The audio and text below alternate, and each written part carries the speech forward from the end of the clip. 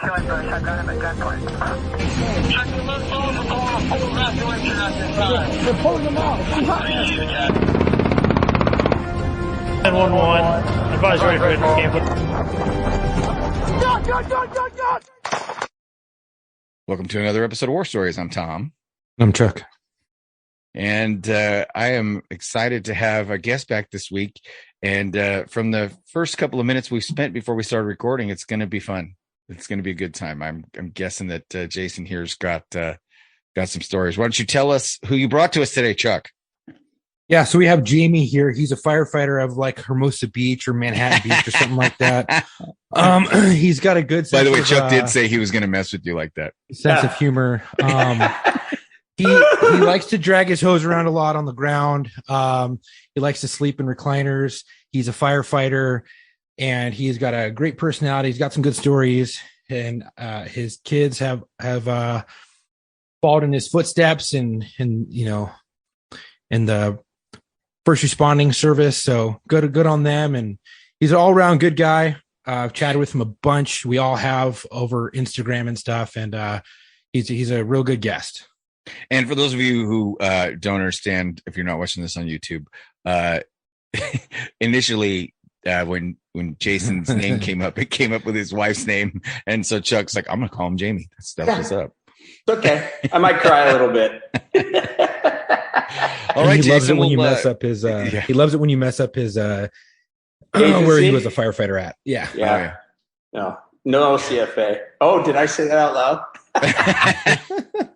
Well, let's start with your background, Jason. Tell us about how you got into firefighting and how long you served. And can I start with offering Chuck my attack line, my attack hose, and trade for the bitch? That's the 12 gauge, right? The 12 gauge shotgun. He's making you an offer, Chuck. Nobody what about took a 12 gauge shotgun? You want to see it? Called the bitch.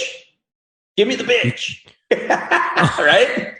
Because she doesn't like anybody and nobody likes her. It's one of my favorite guns anyways. Oh, I love the 12 gauge. In fact, we had the 12 gauge and we had the AR, in all of our cars. Yeah. And eventually they put the 12 gauge in the trunk and they replaced it with the 40 mic launcher, less lethal. Yeah.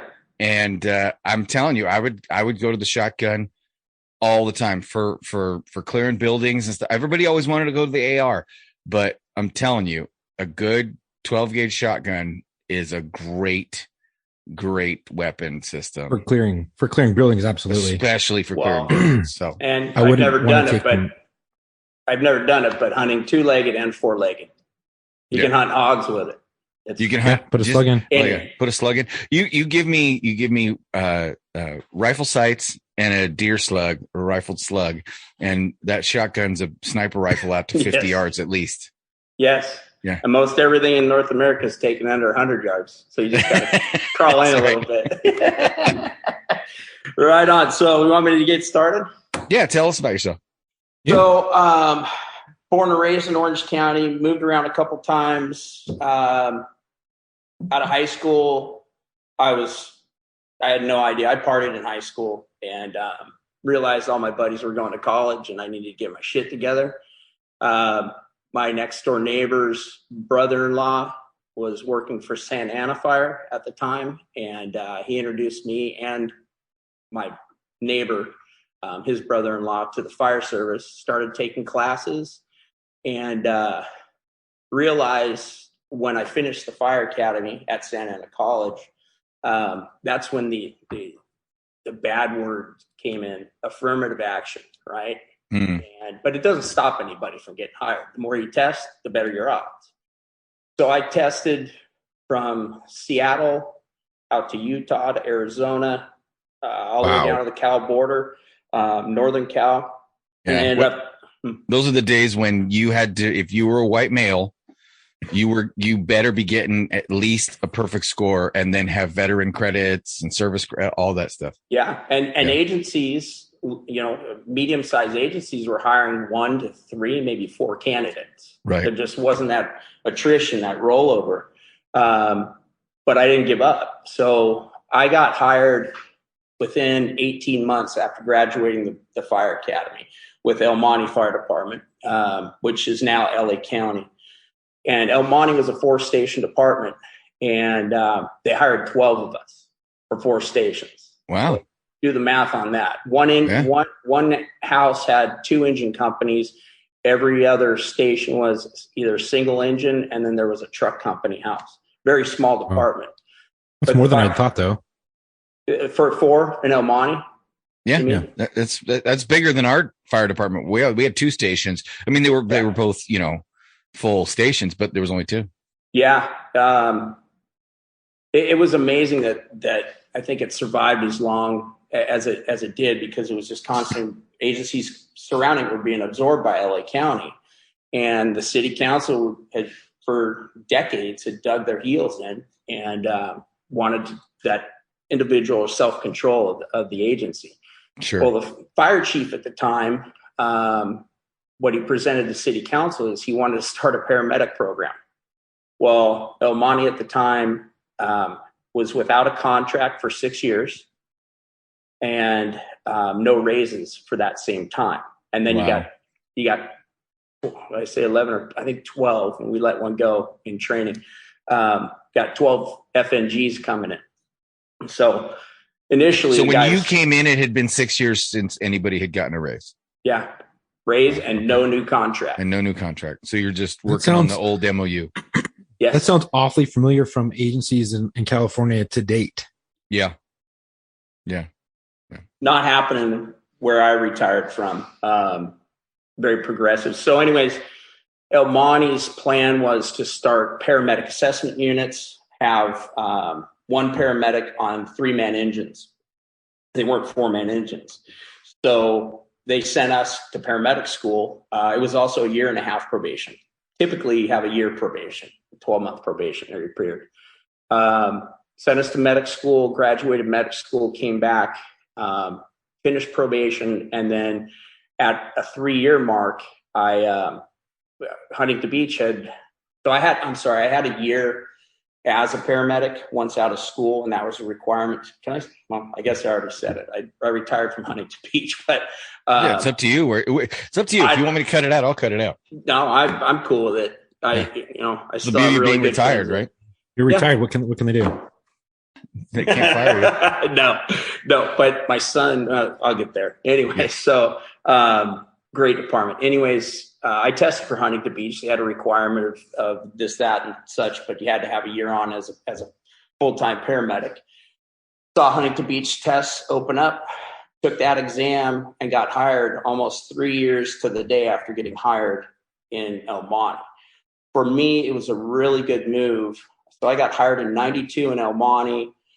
My wife and I, who were dating originally, then had our first son, and he was born the same year that I lateraled to Huntington Beach. So starting our family, she's going to law school. I guess I can throw in stories quickly, but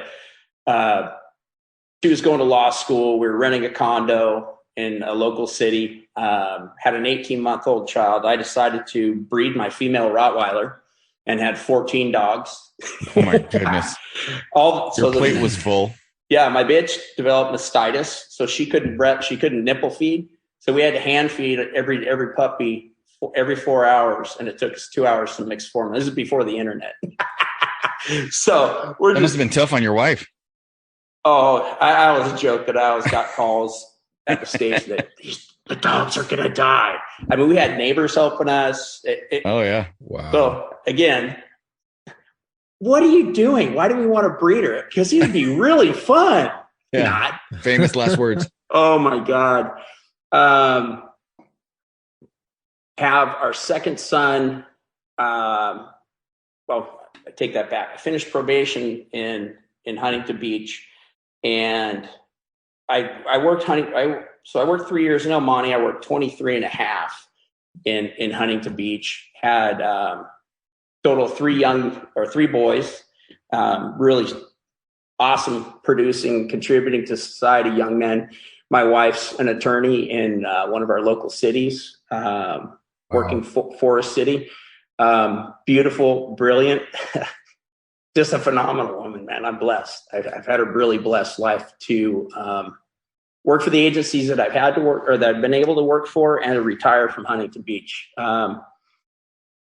So I went off in 2017 to have a knee cleanup. Up to that point, so that was my 9th knee surgery over the course of my life. I had 7 on the job, just cleanups. Went off 2017, and at the end of 2017, during physical therapy, the knees, both of them started hurting. But did you guys want me to get into this or just cover my? It's your background, man. You tell us what you want. Because Chuck and I have talked about this, right? Well, yeah, Chuck has a vested interest in talking about messed up knees. Yeah. So, find a surgeon. He tells me at 49 years old, these are the worst knees I've ever seen. I want to do both knees on the same day. Scheduled that in April of 2018. Had the surgery. Jesus. Woke up from surgery. Wife and nurse are there. Hey, how you doing? I can't feel my fucking left hand. It's dead. I mean, you could have run over it with a fire engine. Oof. And they're like, what? Well, whatever, Well, it didn't go away. Turns out that during a 3.5-hour surgery on bilateral knees, they didn't move me on the table, and they compressed my ulnar nerve. You can see the scar. Completely dead. And I was concerned. So now I'm trying to heal from the knees, and this isn't going away. And I was concerned. Biggest thing for everybody out there, advocate for yourself. Yeah. You do what you need to do and let them freaking figure the shit out. Yeah, it's not your problem. It's their problem. Exactly. Right. So I thought, had I gone in under my own insurance, because the work comp was taking so long, because it was a work comp related deal, that there might be some fraudulent, accusations or whatever. So I let it go for about 5 months. And it just got worse and worse. And you can't really see on camera, but this hand looked like my dad's hands when he was 92 years old. It was so skinny. I don't know if you can see the difference. It atrophied a little bit. Yeah, I can a lot. I'm still numb here. So I'm dealing with that. Back to the knees. The right one's not healing like the left. Had the right one healed like the left, I would have been back to light duty at 3 months and full duty at 5. No shit. Which I think I would have been the only guy that would have had bilateral knees that I know. And it would have been cool for my guys to say, dude, we had a guy just come back that had double knee replacement. Right. Not in God's plan. Ended up having an infection in the right knee. No. Oh, nice. So in an 8-month period, they took out the original, put in a temporary plastic. I had a PICC line, IV antibiotics, mandatory sedentary for 6 weeks. Had to sit on the couch behind me. And Jamie my wife, had to administer IV antibiotics. And then when the infection was healed, when the infection was gone, I had ulnar nerve transposition. My surgeon, who I also had that on this arm, but job related, on a wreck. Sure. So had this done. Then they did the final replacement on the right knee. So I had 3 surgeries in 8 months, and I was dealing with, now I'm out of my, what is it called? 1050 time. Is that right? 4850. 4850. Thank you. And how long have you been on the job at this point? So I retired at 26 and a half years. So with with Huntington, it was 23 and a half years. Okay. So almost 27 years. Yeah. Right. Okay. Then the, so you're 4850 timer now. Yeah. 4850 time. It runs out. The city is fantastic. I mean, our work comp, company, I've heard nightmares from other agencies. Chuck, you're probably dealing with it. Yeah. Dude. Yeah. Our people get shit done, and it's freaking awesome. So they allowed me to use all my vacation and sick to run it out as long as I could to get more time to accrue towards my retirement.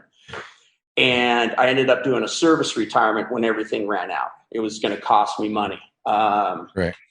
Had the association attorney involved. I was awarded my disability after going to all the funky doctors that. Well, if you would have done, if you would have done a medical pension, you would have had to probably pay back all of the other injuries that you had got awarded for up into that point, so that you could have taken your medical pension. Because I know that with a lot of other agencies, including mine, if you medically pension off and you've already had a couple of surgeries prior and you've gotten awards for those, whether it be monetary compensation, they make you pay it all back.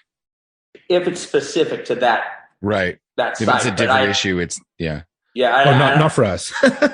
Really, they get you. Oh yeah, they get you. And I think that's probably in contracts and negotiations, right? Probably. Which sucks. I've heard nightmare stories from buddies of mine that work for other agencies. Hey, I get you. I had to burn 4 months of vacation and sick, and then used up all my 4850 time. And even though I probably could have spent a little bit more time and gotten back, they're like, "No, if you're not back, you're gone." Oh, wow. Where's the loyalty there, man? No, there is none. No, there is none. You're just a number. Right. And that's that you're a brother to your brethren. Yeah. But to your agency, to the right and left, you're Jaffo, just another fucking officer. Honestly, so unfortunate. Fire always gets treated better than law enforcement. I mean, well, hands down. I mean, in most respects, they get treated I've seen by the public, by the city. Yeah. Thank you. Hey, we got in the wrong line at the academy, clearly. I don't know, man. So yeah, I went through all that, got my disability retirement awarded, and that put me at I'm like 0.1% below what CalPERS would award me with a full 30 years. Worked out fine. I'm blessed, wow. Right? Yeah. With all the math that they do. No. And I had some of it paid back to me for compensation. So I'm good, man. I got a beautiful wife, 3 young men. One's in finance, who I never thought would have gotten anything with numbers, because in this house, we're all crayon eaters. And no one's Marine. We eat crayons too, Chuck. I like purple. I think they taste better. Hey, I agree with you, man. My worst fear was that my kid was going to come to me and tell me they wanted to be an accountant. Yeah. You're going to have to talk to your mom. Yeah, I got nothing for you. I could do this, right? That's what my wife does, and I see it all the time, and I'm like, how the accounting? Fuck does that make sense? Yeah. And she's like, oh, I don't get that. And I'm like, what the fuck? Well, that's like my wife, with reading and legal stuff. It's just, she gets locked in, and we're just built different. Everybody has. See, I could have been a lawyer. That stuff I like, reading and arguing and all that kind of stuff. But no, the numbers, no. So. No. Well, the floor is yours, man. What is your story? Oh, let's see. Or stories. You can say whatever you want. Well, let's see. We can talk about tough calls, radical calls. Talk about. Let's go with what is the to the first thing that comes to your mind. What is the craziest thing? Because I have a special place in my heart for Huntington Beach. Because I'm, as a diehard Los Angeles Kings fan, I'm sure you know that all those beaches down there, especially Huntington, are the stomping grounds for my boys. And they were out there playing beach volleyball during the off season all the time. And Newport, they're playing pickup hockey or roller hockey. Right, I've seen it out there. Yeah. So I've got a place. Yeah, it is a great place. That whole, what they call it, the South Bay, isn't it? Is that what they call it? South Bay by the Sea or something? South Bay by the Sea, right? Yeah, something like that. Anyway, but in that area, I'm curious because it's such an eclectic group. Like, you have some really rich people. It's very affluent, yeah. And but also, I mean, it's still, you still get your fair share of crazy. And you're surrounded by a lot of shit. Yeah, exactly. More money, more problems. Right. More north of the 405. But so what off the top of your head, what is probably the craziest thing you've dealt with? Oh my gosh. Stupid people. Very well. Well, for yeah. years, and I'll send you guys a video of what changed. But for years, we actually had a policy: we never got cats out of the trees. And we get called out one day, and I'm working for this captain who shall go unnamed, who's just dumber than a sack of rocks, and it's a cat in a tree, and he's like, "Jason, grab the ladder, go get that cat." And I go, "Fuck you, I'm not What? getting a cat." That was said- a joke, but like legit. Oh no, Get the cat in fuck the you. tree. Yeah, fuck you. No. Have you ever seen a skeleton of a cat in a tree, Mike? Nope. No. So I'm not going to get it because that'll kick the shit out of me. And there's a And you're gonna have to go get antibiotics and get shots, and I'm out. So yeah. So what can I cover? whatever you want. Well, I guess we can start with traumatic shit, maybe. Yeah, sure. Or do you want to Probably start help with some that or my family? Go do Whatever you traumatic want. and then end with something. We'll end with heartfelt. something positive. Yeah. Okay, so we'll go back to the family. So one call, just a fireman, El Monte, auto v pedestrian. Yeah. Roll up, and there's a semi truck. It's middle of the day. Concrete's probably 120 degrees, or asphalt's 120 degrees. And there's this little Vietnamese lady laying in the crosswalk, and the semi, the tire's about 3 feet back from her. And he doesn't speak English. This lady's there on the ground with her husband, and they're probably 85 years old. Oh no. So I go into my assessment, and I'm looking at her, and I'm not processing. Nobody's processing. We only have 3 guys there, and we had CRIP and ambulance, which were the medics before we went to paramedics. Right. They were en route. And so I strip her with the shears, and I'm looking at her legs, and I'm giving a report to my partner. I'm like, I don't know if these are scars, because I'm thinking she's from Vietnam, probably was there during the war. It looks like battle wounds. Well, it turns out it was the tire treads when it rolled over, squished her. Then I continued to open her up, and I popped her guts open. But she was alive and just doing the ba la ba la ga da. She was on her way out. Yeah. She didn't. I guarantee she didn't survive that. I also got blown up in El Monte. Not really, but we were on a fire on one of the swap meet, like old bread trucks, had all the crap in there going to the swap meet. Well, it catches fire, and I'm on the hose line. I'm on the nozzle, advancing on it. And next thing I know, everything goes white, everything goes hot, and it's just I can't hear anything. I can't hear the hose line flow, but I'm standing there. Well, Just ringing in your ears. Yeah, just because you got no hearing protection. Right. I get yanked back by my collar, and I'm being rolled around and squirted with another hose line. And I'm like, what the fuck's going on? And my partner, big dude, picks me up. He goes, dude, you just got blown up. So our propane tank that was feeding the accessories in that thing at the swap meet bled. It didn't just off gas on the pressure relief.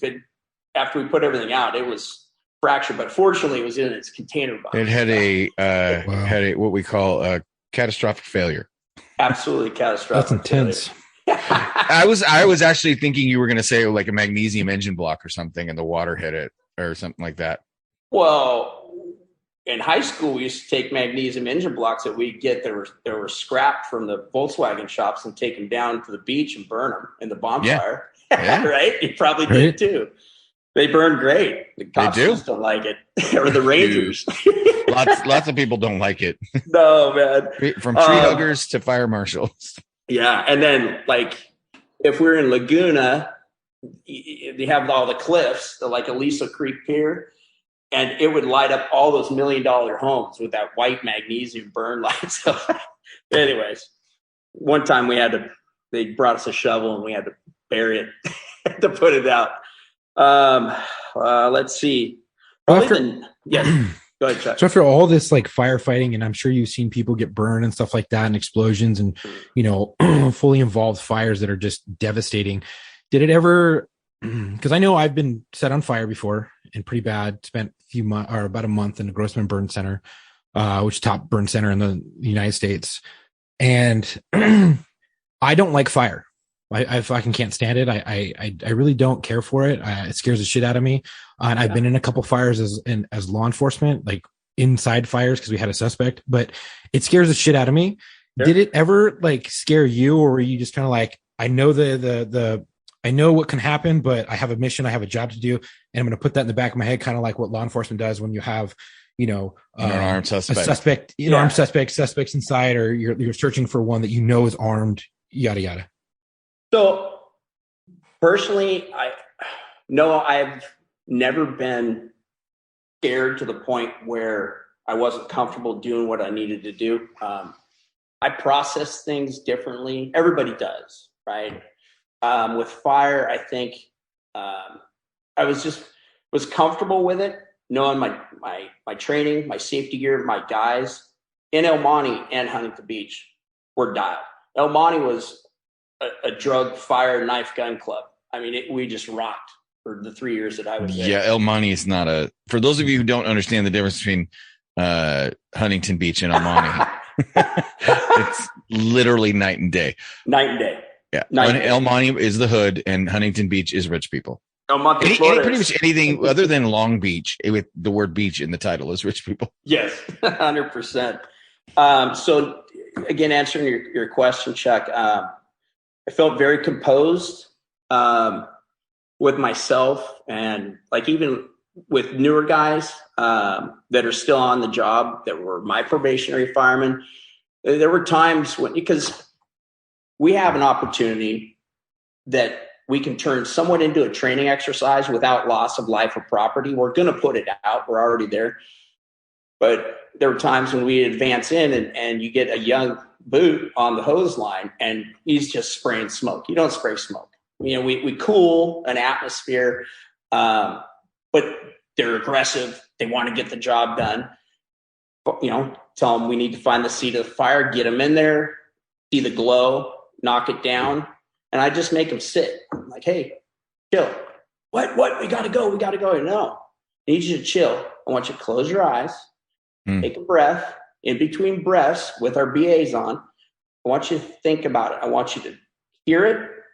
I want you to feel it. And I want you to tell me where you think it is. And we're going to move closer because we're going to put this out. So I was very composed in those environments with fire. No, I get what you're saying. Slow him down, make him be present, take a breath, and it not react, but act.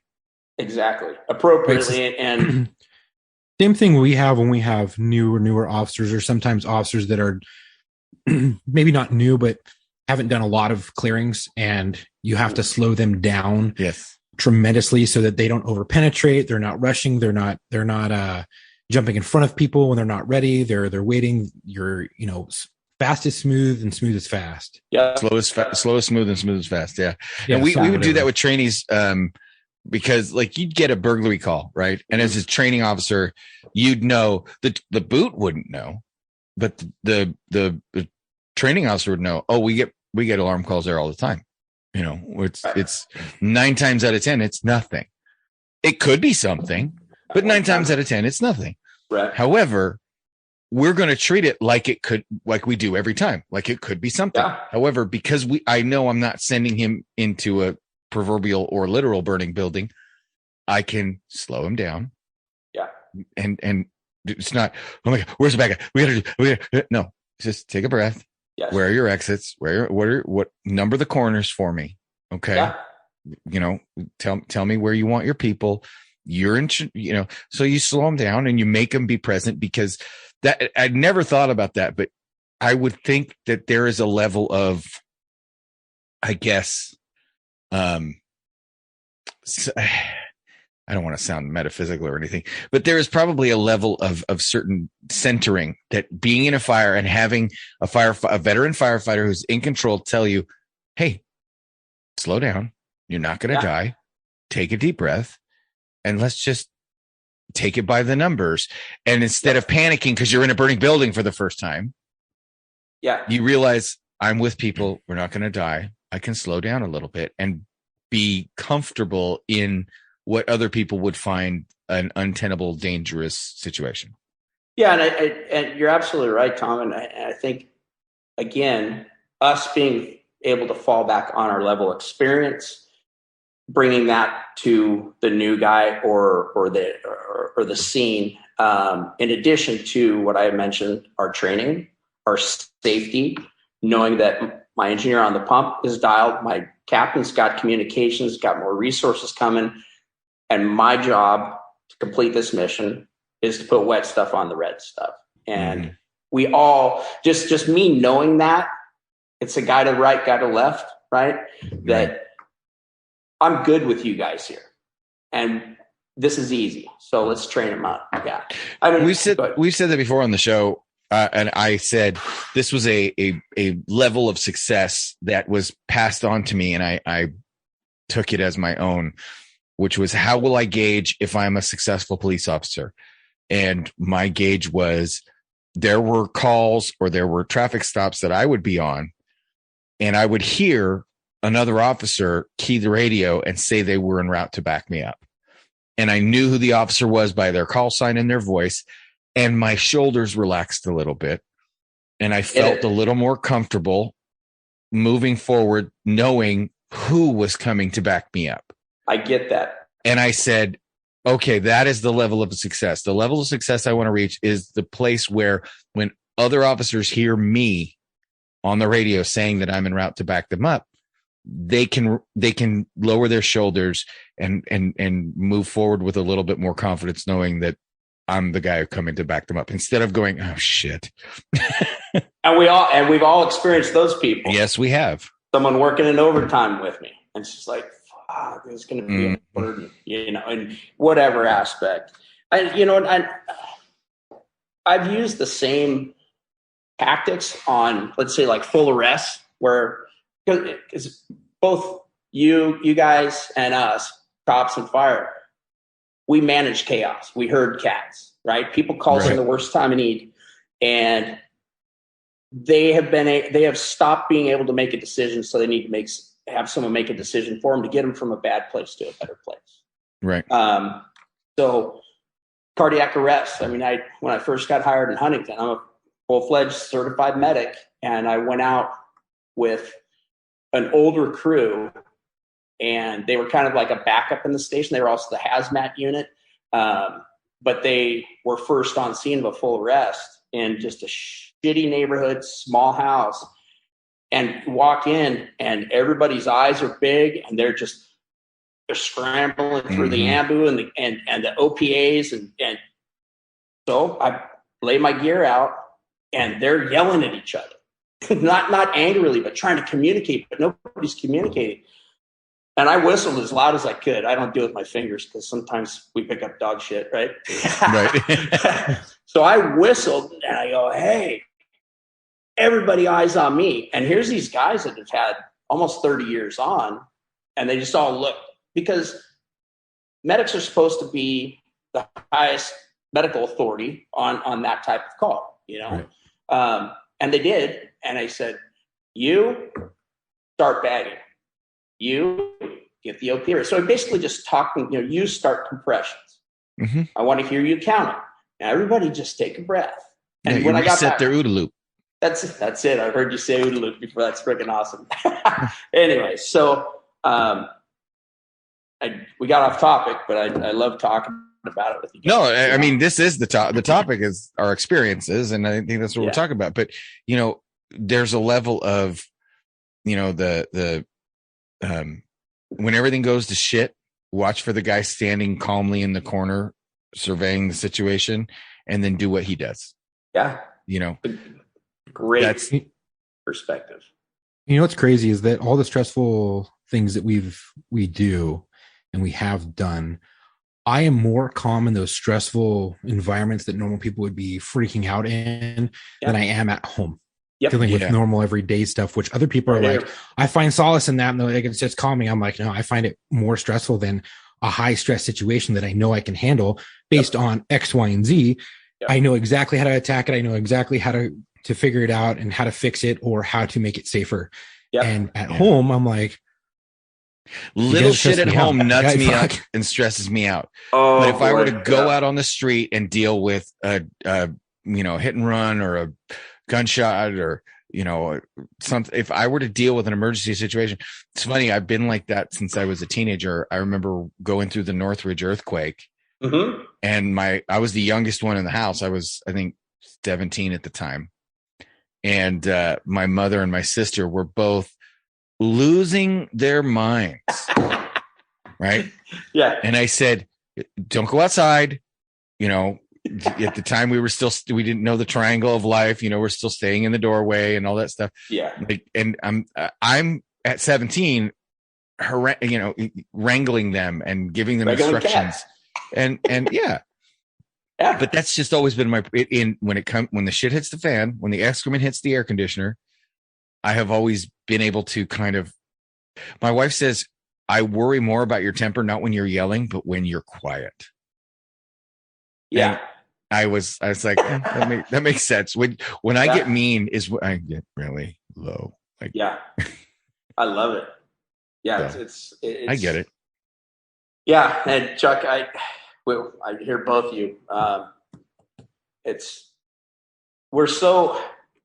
We're linear at work, but not necessarily. We have training, policies, procedures, and we take those and apply them to solving problems, and we solve problems. And then to come home and try to apply that at home. Oh, it's impossible. Doesn't work. Well, because you had to leave your badge at the station or at the. And I was a fireman. Right? Yeah.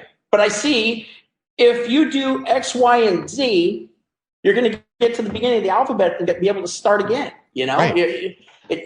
It's so easy, but it doesn't work at home. No, and you can't come home and say, if everybody shuts the fuck up and listens to me, it'll be fine. It doesn't work. It doesn't I work. did it, man. I did it for years, and I still do it sometimes. And I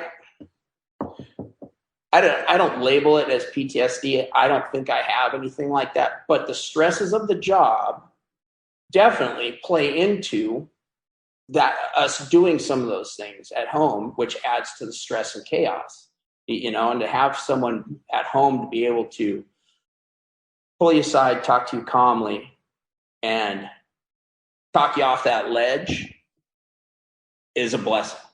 Yeah. The wife, Right.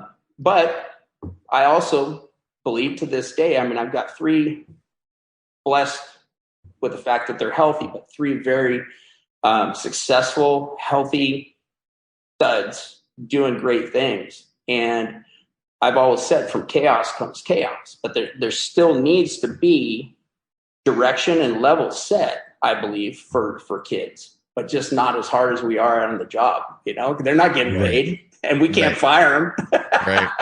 As much as we might want to sometimes. Yeah. So, well, tell us about them. I guess your kids are serving as well in different capacities. What's Well, we discussed earlier, my oldest has a girlfriend now, I think, of about 7 years. She was in banking before Jared ever got into that. 7 years? Yeah. What the hell is he waiting for? Who knows? Jared. Give it to him, Tom. Jared. He sounds like the smart one. If she's worth it, just do it. Like, quit fucking around. Like the Nike commercial. If she's not worth it, if fish are shitting off the pot, fish are cut bait. You can use whatever analogy you want, brother. 7 years, unless she's like, no, I don't want to get married. In which case, I only have one question: does she turn into a pizza at midnight? Because damn. Yeah, right. I know where that goes. What's the poor man's prenup? I don't know. No, it's the poor man's prenup. Just not yes. ever getting married. Yeah. Funny thing is, they just recently bought a house together in South Orange County. Now, Jared, you aren't the smart one. If you bought a house with someone you're not married to. And they bought a second house up in Bend, Oregon. They're up there right now working on it. Oh, Jared. They're doing great things, though, man. Make an honest woman out of her. Thank you, Tom. He'll freaking love that, and his brothers will give him so much shit. Josh, the middle one, is today. I haven't got a text from him yet. He's taking his 8th-month probationary exam. He got hired with the city of Huntington Beach. So, wow. 4 more months off of probation, and all of them, again, have gifts from God that just astound me every single day. Josh is so his mother, but so me. Like, I'll get texts from guys at work, and they'll be like, "Oh my God, dude, I have to stop staring at him because he has the same mannerisms as you. But thank God he doesn't have your brains. He's definitely got James." Well, so that was going to be my question: is how is it for him being a legacy firefighter? You know, they're hard on him, hard but fair. Good. I will be hard but fair, right? Yeah. But the kid retains so much and learns and is able to put it to work, to apply it to the jobs. And from what I've heard, everybody thus far is very pleased with him. Good. I mean, this is the kid in his junior year in high school said, "Excuse me, I want to go to UCSB." And his mom, as cold as she can be sometimes, the ice princess when she gets angry. Yeah, she's a lawyer. Yeah. Every man freezes in place. And then you have a gilded warrior maiden with a battle axe and a polar bear singing opera, not Oprah. I guess you could sing Oprah. Yeah. Oh my God, where was I going with that? I got lost. You were saying that he wanted to go to Santa Barbara.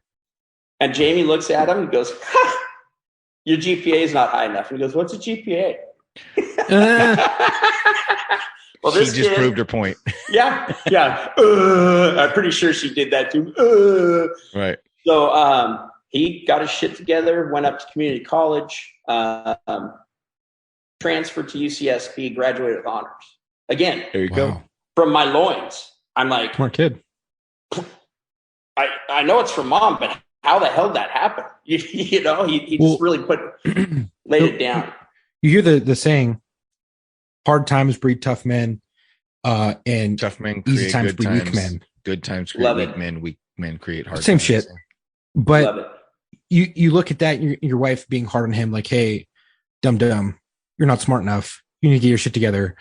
And he gets his shit together and goes, prove you wrong. Yep. Did it. The guys at work, they're being tough, but they're being fair. Yep. That's going to create a harder and more accomplished firefighter because he has to work for it. I've seen it on the job time and time again where you have a hard probation and these breed really good cops. Then you have an easy probation where you're like, what is this? And it breeds weak ass officers who don't have a backbone or a spine. Yeah. And, some of them end up okay, but a lot of them just have it so easy. Everything's handed to them that they never had to work for anything really. And it just breeds complacency. Complacency. So that's a good thing. And I will say this about being the way it should work, right? For legacies, in my opinion, is the name gets you in the door. But the shitstorm waiting on the other side of that door will be a lot harder for you than the guy who had a hard time getting through the door in the first place, because you've got something to prove. Because you're raised by your father and your mother, who we've known to this point, and we know that the level they raised you, because your dad lived it and worked it with us and worked shoulder to shoulder. I get it. No sins of the father, good or bad, right? Fortunately, I have good sins at work, funny stories. But see, Josh, he just has a quality that is going to take him places if he wants to go. We'll talk offline about what he's doing. Sure. But he's on such a great track. I'm so stoked for him. And you have three? And then Jordan. So Jared's 27, Josh is 24, and Jordan's 19. Whoops, a baby. Jared, you're 27. You were 20 when you met her. That's all I'm saying. Yeah. Yep. So don't turn 30, a bachelor. Moving on. Good too, Tom. Sidetrack. I've also made it easy for adults in my house because we have a pretty big yard, but we only have a 1,500 square foot house. Our house is the place where all the kids got, to come play and stuff. But when the boys were little, not with their buddies, they could run naked in the backyard, through the sprinklers, eat ribs. We had Rottweilers at the time, and we had a zip line, had a fort. Eating ribs naked with Rottweilers sounds dangerous. Well, no, never one issue. One of the best family dogs you'll ever own, They ended up playing airsoft in Irvine, where we live. Rule number one was wear eye protection. I don't care what else you wear. And anything goes over the fence, they're gone. Never had one complaint from any neighbor. So they get it. But the sidetrack was made it easy for adults because number one, my requirement for my boys is if I introduce you to somebody, my requirement is you shake their hand, you look them in the eye, and you say, "It's nice to meet you, sir," or "ma'am." Yep. Because I won't introduce you to a shitbag that I know is a shitbag. I might do it unknowingly, but that's what you will do because I know that person will take care of you and this family if I'm not around. So if they're worth introducing you to, they're worth your respect. 100%. So I made it easy on those that they were introducing themselves to. So you got Hazel, Burns, and Blue. Jared is Hazel because of his eye color. Josh is Burns. He's got brown eyes, and Jordan's blue eyes. It's like a Labrador litter, right? Right. Okay. So when you're shaking their hand, because we always brought in a tornado of shit and fun when we'd show up places. Oh, here come the Raymonds, right? Oh, where the wild things are. If you forget their name, all you got to do is look at them, or you can go, "Hey, Hazel," and Jared would turn around. So then Jordan, the youngest, 19, he's been playing baseball his whole life. All of them played water polo up until high school, and some through high school. Jordan was a catcher. Got screwed with one, his responsibility and accountability is grades, right? He had colleges talking to him, but they would have talked to him more and been more open to, possibly grant scholarships if his grades were good. He knew that.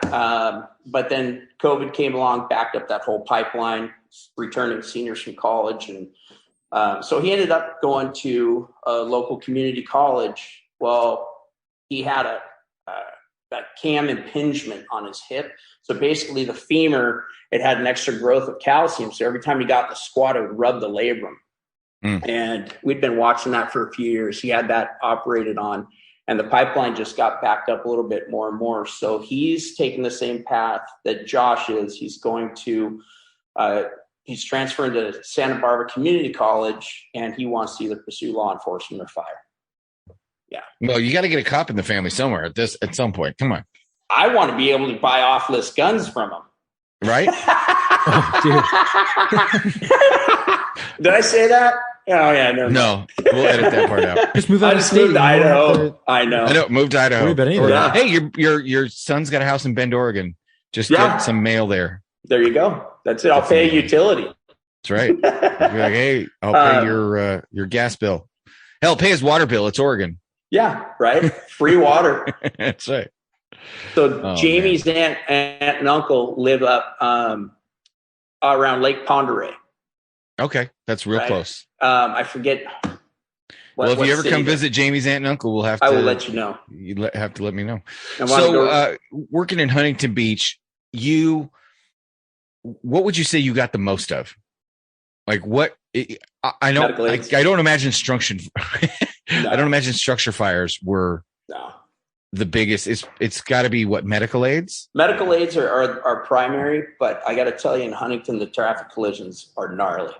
Really? Because you have basically, we don't have a lot of major thoroughfares. At the north end of the city, coming from south to north, you have the 405, Westminster above that. Right.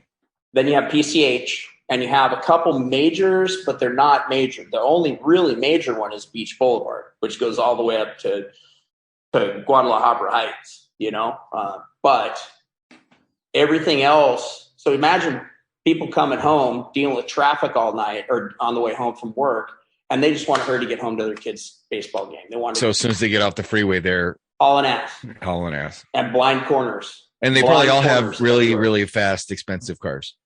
Yeah, well, not everybody. You know what? It like we said in the beginning, it's a mix. It is truly a blue collar working town.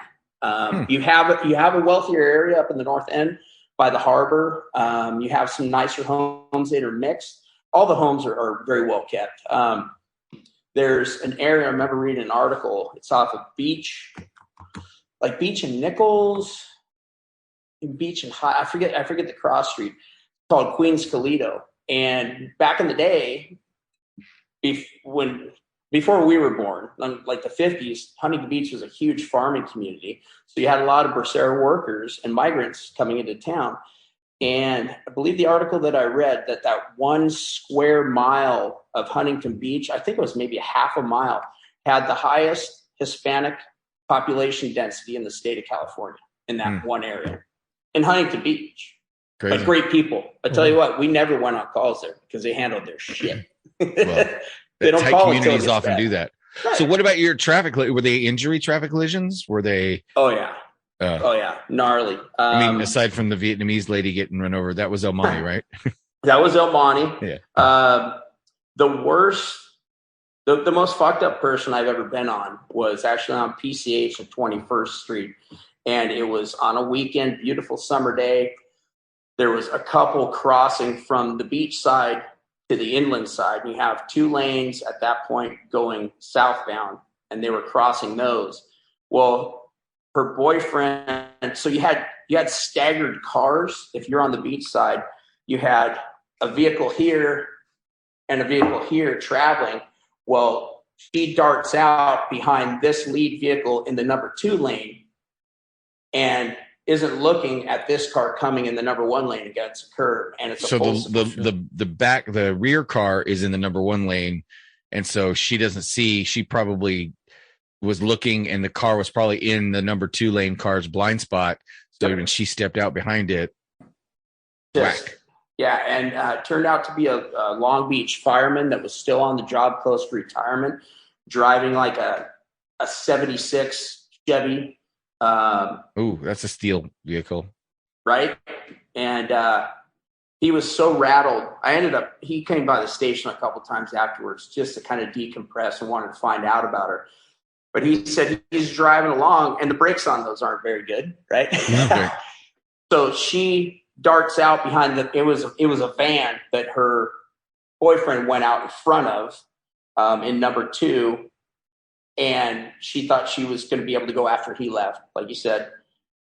Gets there, deer in the headlights, freezes, and Gary hits her full speed. Oof. And basically goes up on the hood and they get sucked under both axles as he's braking. So I have a truck company that's first on scene. They were in the area. And I was patient man that day. We had patient radio man. One communicates to the hospital and then one transports the patient. And the truck firemen were just rattled. And they've been on the job for a while. And she was wrapped up in front of the rear axle, completely under the truck. And about 6 inches in was her head. And my buddy looks at me and he goes, I don't know. So what do we do, right? If you have an unconscious patient in the back of an ambulance or on scene that still is viable, you got to be careful what you say. Right. Because they're still alive. They still can be conscious. Right. And they can hear you. Right? I didn't know if she could or not. Didn't know the extent of her injuries. But I just raised the octave in my voice, got down on the ground, called for a couple pieces of equipment. I started talking to her. And one eye was out of the socket. Oh, shit. Her other eye was intact. But I could see she was tracking. And I talked to her and I said, introduce myself, developing that comfort level, right? Mm-hmm. Patients in their worst place ever. And my whole goal is to take them from the worst place in their life to a better place. And I talked to her and I said, I know you can't talk. Blink if you can hear me. And she blinked. And so that's, we ended up calling in life flight, airbag lifting the truck up because she was so wrapped up in the axle. And my captain actually let me fly with her and flew her to UCI Medical Center, which is a level 1 trauma center here in Orange County. Basically, every bone was broken in her body. Yeah, every turned her major into a bone. rubber chicken. She had flailed chest on both sides. Face was complete mush. Explain to the audience, because maybe there's going to be a bunch of dumb cops who don't know what a flailed chest is. So 3 or more rib bones broken. You're catching me on this because I'm fucking retired and I have a drink in my hand. Basically, it's three or more rib bones broken. We're not going to hold you to technical details, but it's basically a crushed chest cavity, right? Basically, yes. And then you're dealing with a tension pneumo or hemothorax, which is either air in the lungs or blood in the lungs, or the pleural sac, which is compressing the lungs so she can't breathe. Right. Neither one of those are good. No. Had to double sticker en route on life flight for pleural decompression, sticking needles in the chest to relieve the blood and or air. So moving forward, I get a call from a doctor, because UCI it's University of California, Irvine. Right. And it's a medical facility where they train also. And she said, hey, we want to invite you, if you're able to come, you and your engine company who was there on the call. We've done a case study on this patient. And I go, so she survived? And she goes, oh yeah, she's still in ICU. Wow. Right? Holy shit. Wow. Every major bone broken in her body. And I was, like you said, a ball of mush. So it was really cool because it's just a different environment, I think, coming from where I came from to the agency that I'm in and the county that I'm in. I don't want to say it's less or more professional. It's just more, I feel it's more intimate because we're so much more condensed, and there's our local trauma centers. So they invite us to do stuff like that. And they called us in and had me come up and present to all the doctors, the lead trauma surgeons and stuff. And so they were doing the presentation, and you had to come and speak as far as the first response, what you saw, getting her there. That makes sense, because the doctors saw her once you brought her in. They weren't there on scene. They couldn't speak to how bad she was. They couldn't speak to, seeing these injuries firsthand and assessing whether or not she could wink at you and hear you. And so that's pretty cool that they did that. It also awesome. Cool because so many times we've talked about on the show, you don't get follow-up. You don't get to hear we don't what happened. How did it feel to come full circle on that?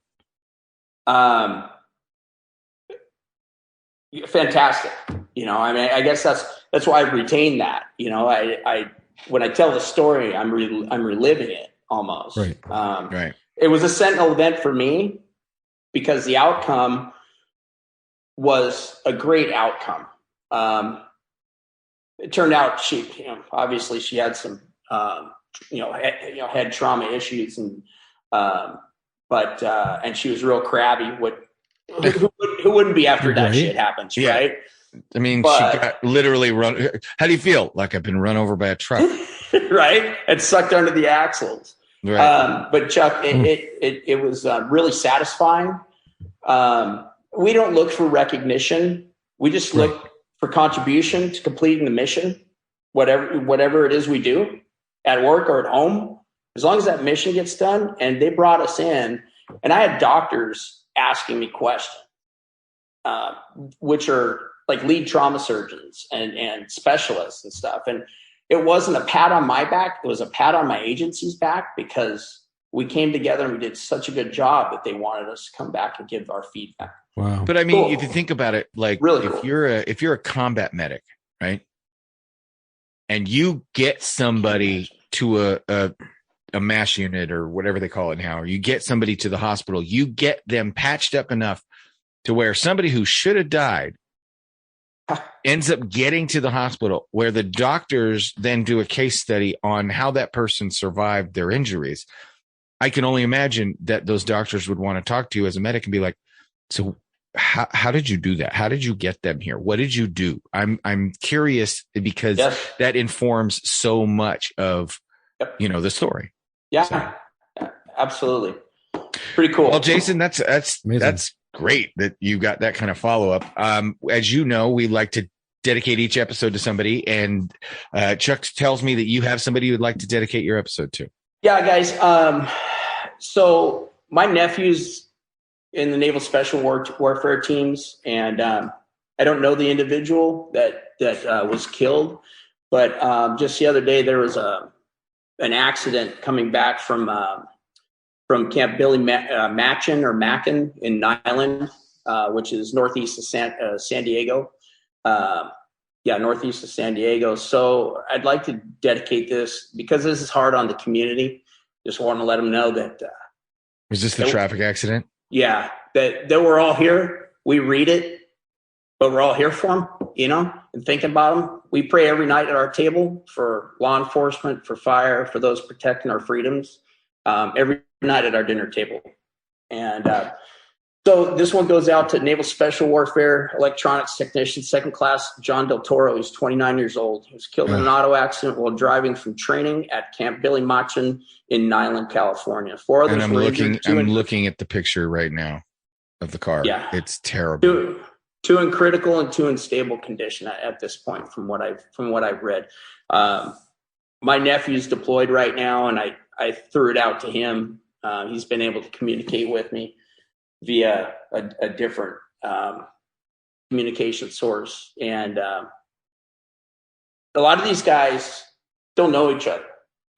Whether you're on one team or the other, you could have gone through buds with them, and just want to let them know that there's people thinking about it. Yeah. Well, I will Jason, to your nephew, if you're listening to this episode, we're our hearts are with you too, because it's never easy to lose a brother, especially when you're personally. It's one thing to have somebody from your agency die that you don't know. It's another thing to have somebody from your agency or from your branch of the service die that you did know. So we're thinking about you, and you'll be in our prayers as well as the family of Sailor Del Toro. Rest easy, brother. We got it from here. So we appreciate you coming on, Jason. Been an honor, you gonna come on again? I'm excited. I know we didn't even get to like half your stories. I know you got a list in front of you. I got a story about this. See, I'm all about it. That's a fuck around. That's a fuck around and find out. Oh yes. Maybe we'll have Jason come on and tell his fuck around and find out story on the locker room. Oh yeah, maybe. Hey man, you guys got me through. So real quick, I had after my knees, I had my left hip replaced because I was catawampus with my knees, and then January 4th, I had my right hip replaced. So I'm all metal from the waist down. So you guys helped me get through some sedentary times and made me freaking laugh and cry, and it really enjoyed. Chuck, I really appreciate you reaching out to me, and I hope you guys stay in touch. Yeah, absolutely. Yes, You're welcome to come on anytime. And then when you come up to visit Ponderay, we'll go fishing. In fact, my old narcotics partner, he has a boat on Priest Lake, which is supposed to be, it's smaller than Ponderay, but it's a lot more, because Ponderay's got the Navy. You know how deep Ponderay is, right? No, I don't know anything about it. Okay, so Lake Ponderay, this is a little side note for nobody cares that's listening. You could turn it off now at this point. But my first time at Lake Ponderay, which is just north of where I'm at, it's about 30 minutes north. I'm on my wife's grandfather's boat, and it's beautiful, bald eagles and just crystal clear water. I mean, it's beautiful. Yeah. And we're going, and he's got a fish finder on his boat, and we're pulling the tube in the back, and we're headed out towards the middle of the lake, and it's like 200 feet, 300 feet, 400 feet, 500 feet. What the hell? And then the screen went black. And I said, what happened to your fish finder? And he goes, oh, it can't see past 600 feet. And I said, wait a minute, this lake is deeper than 600 feet? And he goes, this lake is 1,200 feet deep. Holy crap. It turns out that the little submarines, the Navy has a substation on Lake Ponderay to test sonar equipment. Holy crap. Yeah. In the middle of freaking landlocked naval base in landlocked Idaho Panhandle, man. The Navy has a little special development technology. Like you could get a job as a cop on a Navy base in Idaho. Yeah. Well, let's freaking go for a ride, man. Let's do it. Up. Let's do it. I want to come hunt with you too. Hey, you could show me how. I would love to. My boys have had their hunting licenses, all of them, since they were each 6 years old. Well, I'm gonna tell you, in Idaho, it's not like California. I got up here and I found out there's obviously elk season, deer season. It's on my bucket list. Moose, bear, wolf, cougar. Like you can, if it bleeds, we can kill it. I want the edibles, and moose and elk are on my bucket list. We had a moose in our front yard last winter. I'm sure she'll come back. So. That's so great, Tom. Well, hey, all right, Chuck. Take us out. All right. Hey, guys. Thank you all for listening today. If you like today's podcast, please go follow us on our Instagram at war_stories_official and our Facebook at War Stories Podcast. If you already follow us, please share our post and our info. You can also go to the link in our bio on Instagram and Facebook to reach all of our socials, our media, and our website. Our podcast is on all major podcast streaming platforms, as well as on our YouTube. If you want to support us, please go to our website at www.warstoriesofficial.com. Grab some gear. Still have some gear left. Some Whoopee hoodies, shirts, patches, and stickers. We will be doing some summer gear. If you want to be featured on our show and think you have a story as cool as Jason, and want to share. And please go to booking.warstories@gmail.com and send me your stories and I can get you booked. We are looking for law enforcement, corrections, dispatchers, fire, medics, and veterans. If you have a friend or who you think would be a great fit, let them know about us and give them our booking email. Again, thank you for the support and stay safe. We're also going to be doing some hats here coming up. So, because those of you who said you didn't like the flex fits and you like the trucker, the snapbacks, it's snapback time. Yeah, no trucker, just snapback. Because those are those are wonky a little bit.